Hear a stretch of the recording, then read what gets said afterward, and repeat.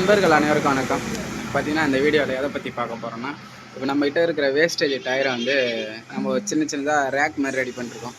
இப்போ நம்ம ஒரு ஓன் யூஸ் டயரு அது வந்து ரொம்ப வருஷமாக ஓடி இருக்குது அப்படின்ற பட்சத்தில் அந்த டயர் வந்து ஞாபகார்த்தமாக இது போல் நம்ம ஒரு பொருள் ரெடி பண்ணி வச்சுக்கலாம். அந்த டயர் வந்து நமக்கு நல்ல நிலமையில ஓடி நமக்கு இருக்குது அப்படின்போது கடைசி வரைக்கும் நம்ம ஒரு ஞாபகார்த்தமாக வைக்கிறோம்னா இதே போல் ஒரு ட்ரே வச்சு போல்ட் நெட்டு ஸ்க்ரூ இதெல்லாம் வந்து செட் பண்ணுறதுக்கு பண்ணியிருக்கலாம். அந்த இதில் வந்து ஸ்க்ரூ மட்டும் போட்டு சின்ன சைஸ் பலகையில் ஸ்க்ரூ போட்டு ஒரு சின்னதாக ஒரு ரேக் மாதிரி ரெடி பண்ணியிருக்கேன். இது ஒரு சின்ன ஒரு தகவல். நன்றி, வணக்கம்.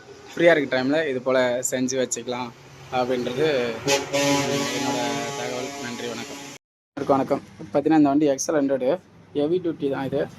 ஸோ இது பார்த்திங்கன்னா ஒரு வியாபாரக்காரங்க தான் வச்சு ஓட்டுறாங்க. இவங்க வந்து அடிக்கடி வண்டி வந்து பஞ்சர் ஆகுது அப்படின்ட்டு ரொம்ப கஷ்டமாக பண்ணாங்க. பார்த்திங்கன்னா டயர்லாம் வந்து சுத்தமாக போயிடுச்சு, அப்படியே பஞ்சரோடு ஓட்டிகிட்டு வந்து இப்போ அவங்களுக்கு வந்து ஒரு மாற்று வழியாக XL100க்கு வந்து அலாய் வீல் போட்டு டியூப்லெஸ் டயர், இப்போ டியூப் டயர் தான் இதே வந்து அதில் ஃபிட் பண்ணி நம்ம மவுத்து வந்து போட்டு ரெடி பண்ணி கொடுத்துருக்கோம்.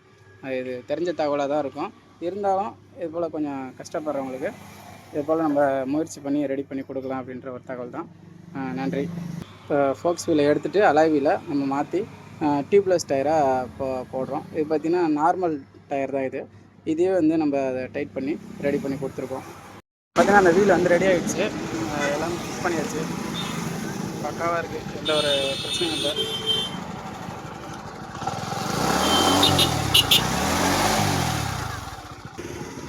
முதல்ல எடுத்துக்கலாம்.